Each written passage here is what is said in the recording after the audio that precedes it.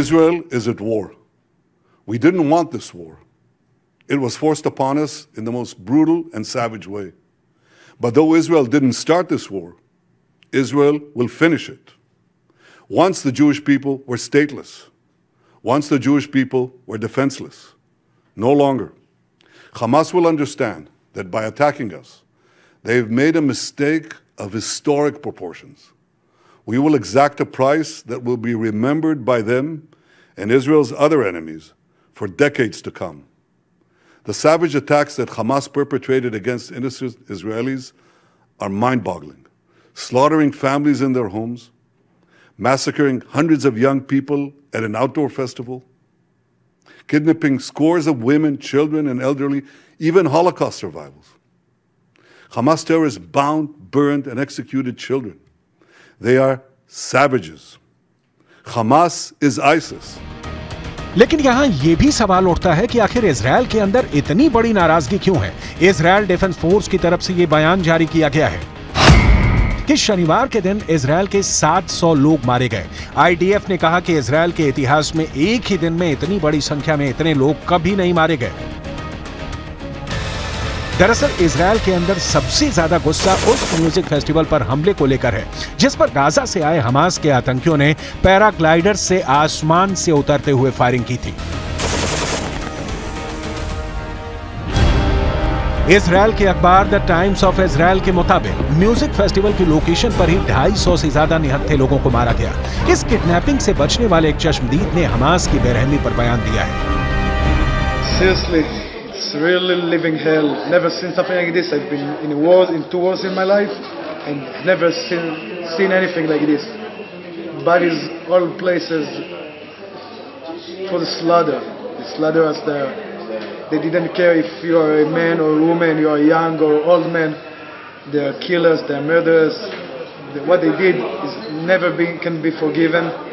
And one day we will revenge the Muslims in Israel and we will revenge all the Palestine. यानी खूनी शनिवार को एक तरफ इजरायल के म्यूजिक फेस्टिवल पर खूंखार हमला हो रहा था और दूसरी तरफ दक्षिण इजरायल के शहर किबुत्ज के अंदर भारी खून खराबा जारी था। इजरायल की ऐसी ही एक लड़की ने अपनी दादी के मारे जाने का खौफनाक वाकया बयान किया है जिसके मुताबिक आतंकियों ने एक बूढ़ी औरत को मारकर उसका ही वीडियो बनाकर उसी के फेसबुक पर अपलोड कर दिया।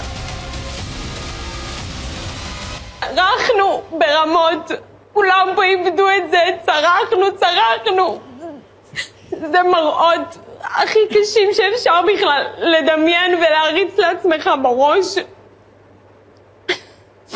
פשוט זה לא עוזב אותנו עד עכשיו, זה לא יעזוב אותנו בחיים.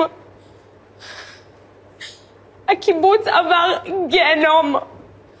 בקושי נשארו שם אנשים, כל כך הרבה חטופים, נרצחים, אנשים חפי פשע, כלום. आखिर इजरायल और फिलिस्तीन के खिलाफ चल रही ये लड़ाई इतनी खूनी क्यों हो चुकी है जिसमें बेगुनाह लोगों को भी नहीं बख्शा जा रहा है। हमास के एक सीनियर लीडर ने एक इंटरव्यू में बताया है कि आखिर इस म्यूजिक फेस्टिवल पर हमला करने का मकसद क्या था, आखिर क्या सोच रहा है हमास।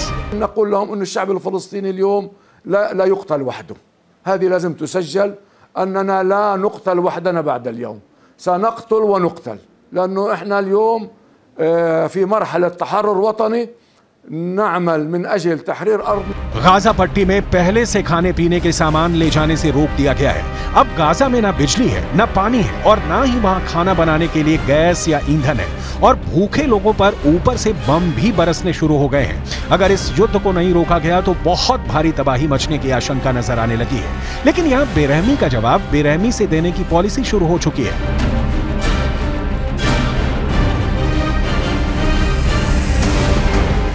संयुक्त राष्ट्र ने एक बयान में कहा है कि इजरायल की नाकाबंदी के बाद गाजा शहर में पीने के पानी की भारी कमी होने की आशंका है। संयुक्त राष्ट्र मानवाधिकार संगठन ने भी इजरायल का विरोध करते हुए कहा कि गाजा पट्टी पर इजरायल की पूरी तरह से की गई घेराबंदी अंतर्राष्ट्रीय कानून के तहत प्रतिबंधित है। नागरिकों को उनके अस्तित्व के लिए जरूरी सामान से वंचित करके उनके जीवन को खतरे में डालने वाली घेराबंदी करना अंतर्राष्ट्रीय मानवीय कानून के खिलाफ है। संयुक्त राष्ट्र गाजा पट्टी में फंसे और असहाय फिलिस्तीनी नागरिकों को तत्काल मानवीय सहायता पहुंचाने की कोशिश कर रहा है।